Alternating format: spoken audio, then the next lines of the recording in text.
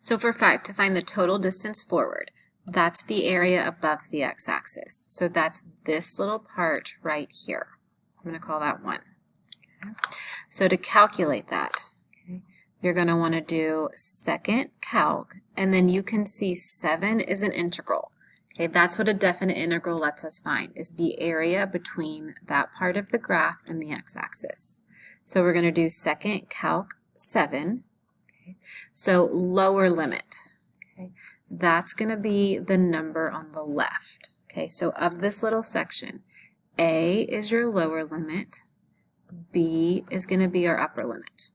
Okay, so A's on the left, B's on the right. So what I'm going to do for lower limit is I'm going to type in alpha A, okay, because that's what I stored that number as. And then you're going to hit enter, and it's going to say upper limit. So you can see my arrow has lined up with the left side of that section. Then for B, for my lower limit, upper limit, I'm going to do alpha B, and then hit enter, and I can see it's going to shade that section. So this number right here, that is the area from here to here. So that's the distance traveled forward. So that'll be 1.571.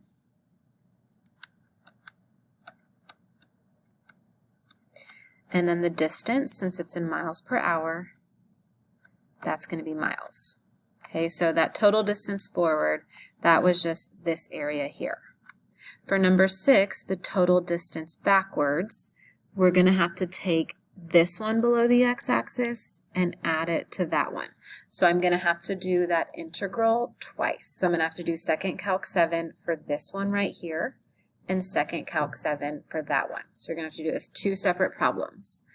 So when you're doing it for this bottom one, okay, remember your lower limit is always the number on the left. So for this bottom one, 0 is going to be my lower limit. A is going to be my upper limit. So I'm going to go back to the graph. I'm going to do second calc 7. So for the lower limit, that's just 0. So I'm going to type in 0. For the upper limit, that was this point right here, which we stored as A. So you're going to do alpha A. And you can see it shaded that part. And you're going to get an area there of 0.143.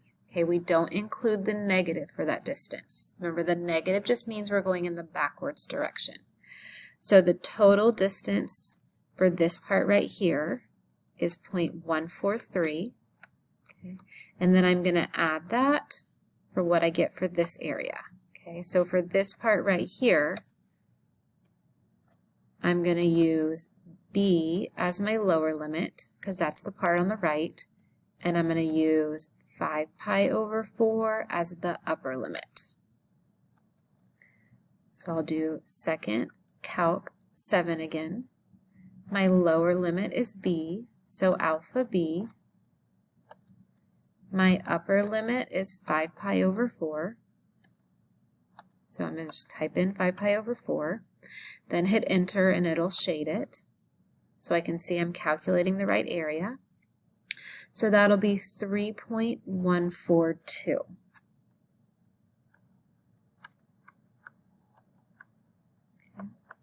And then just add these 2 distances together, and that'll give us a total forward distance of 3.285.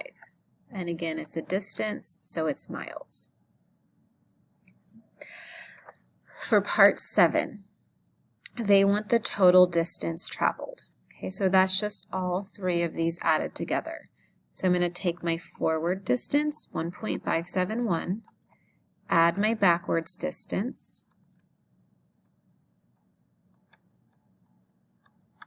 and that will give me a total distance of 4.856 miles.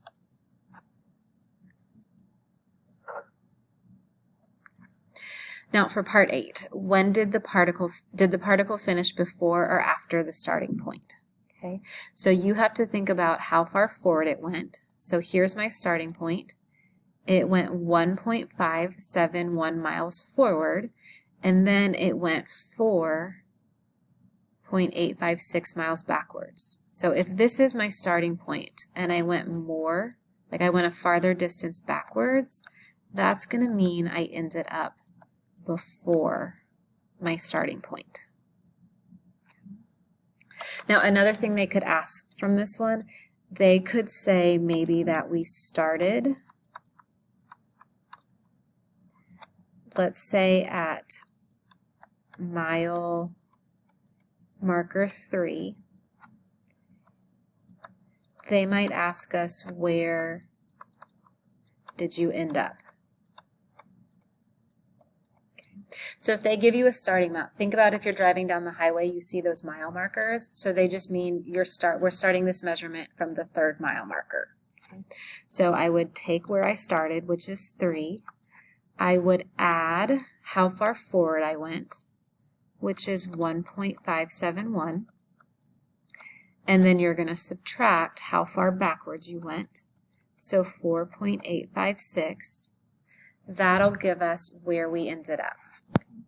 And then you would just type that in, but let me go ahead, let me change this to mile marker 4 so that we don't end up in the negatives. Okay.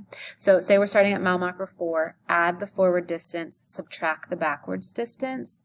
That means you're going to end up at the 0.715 mile marker.